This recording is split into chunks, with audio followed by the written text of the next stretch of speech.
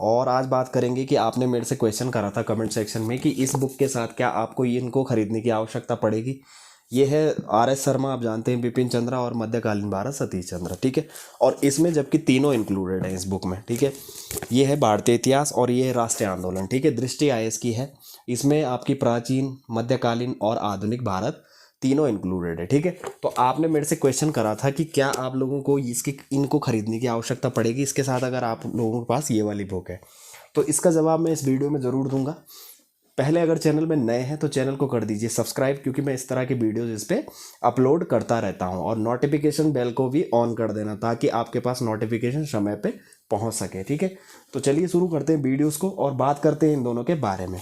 तो जहां तक बात मेरी इसको खरीदने की है तो इसको मैं देखता हूं एज अ स्टैंडर्ड बुक्स के तौर पे, ठीक है। तो ये है एक स्टैंडर्ड बुक्स। इसमें उतना दिया गया है जितने आपका मतलब का है, समझ गए।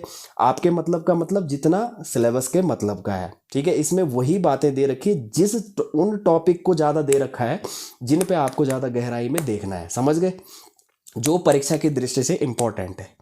और ये वाली किताबें हैं एज अ एनसीईआरटीज, ठीक है।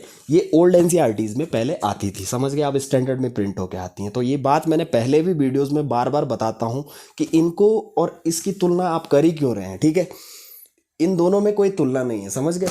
इसको आप खरीदिए एज अ एनसीईआरटी के तौर पे। अगर आप 6 से 10 तक की अगर एनसीईआरटीज आप लोग खरीद लेते हैं हिस्ट्री की, तो उसके साथ 11-12 के लिए इन बुक्स को खरीद लीजिए।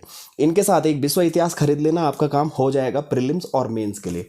और अगर आपके पास, आपने मेरे से पूछा था कि ये किताब मैंने बाई कर दी है और ये मेरे पे है ऑलरेडी, तो क्या मुझे ये पढ़नी पड़ेगी? बिल्कुल, जी हाँ, बिल्कुल आपको ये पढ़नी पड़ेगी, क्योंकि ये एनसीईआरटीज है, समझ गए। और एनसीईआरटी से हमारा बेसिक क्लियर होता है। प्रीलिम्स में जो गलतियां हम करते हैं वो गलतियां एनसीईआरटी से दूर हो जाती हैं, समझ गए। तो छोटे छोटे जो इजी क्वेश्चन होते हैं वो भी हम प्रीलिम्स में गलत कर देते हैं कई बार।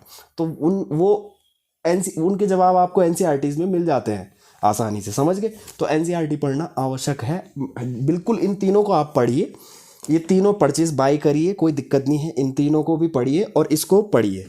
इससे आपको ये पता लग जाएगा कि इंपॉर्टेंट टॉपिक्स कौन सी है परीक्षा की दृष्टि से। और इसमें सबसे प्लस पॉइंट एक है कि PYQ इसमें दे रखे हैं, प्रीवियस ईयर क्वेश्चन है जो इसमें दे रखे हैं, कौन से ईयर में कौन सा क्वेश्चन आया था और कितने कौन से ईयर में कितने क्वेश्चन आए थे, प्राचीन से कितने आए थे, मध्यकालीन से कितने आए थे। तो वो सब चीज़ें इसमें दे रखी है। तो किताब अच्छी है, कोई बुरी नहीं। आपके पास है तो आप इसका उपयोग करिए और साथ में इनको तीनों को भी खरीद लीजिए, ठीक है। बिल्कुल आप खरीद लीजिए, कोई समस्या नहीं है इन तीनों को, समझ गए। और इसी से आप लोगों का प्रीलिम्स और मेंस होने की संभावना पूरी पूरी बन जाती है, समझ गए।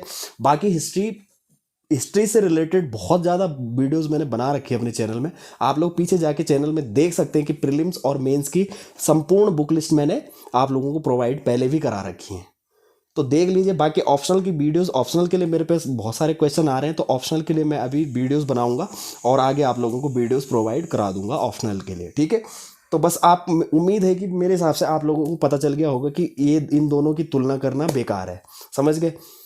ये अलग अलग हैं, स्टैंडर्ड अलग है और एनसीईआरटीज का बेस अलग होता है, समझ गए। ये नोवेल टाइप की बुक्स हैं, ठीक है। अच्छे से इनमें समझाया गया है, बस इसमें अभ्यास वगैरह कुछ नहीं मिलेगा आप लोगों को, लेकिन जानकारी काफ़ी ज़्यादा मिलेगी आप लोगों को, समझ गए। इससे प्री और मेंस होने की पूरी पूरी संभावना है। तो इसलिए मैं कहता हूं कि अगर आपके पास दृष्टि आई.ए.एस. की है तो इन तीनों को ले लीजिए, कोई समस्या नहीं है, खरीद सकते हैं आप लोग, ठीक है। इसको आप 11-12 की एनसीईआरटी समझ के पढ़ लीजिए, आप नई वाली मत खरीदना, ठीक है। तो चलिए फिलहाल इस वीडियोस में इतना ही। वीडियो अच्छा लगेगा तो लाइक करना। मेरे से कोई चीज़ें अगर कंफ्यूज, कोई बात छूट गई होगी तो आप लोग मुझे कमेंट सेक्शन में कमेंट जरूर करते हैं। वीडियो अच्छा लगेगा लाइक ज़रूर करना। धन्यवाद।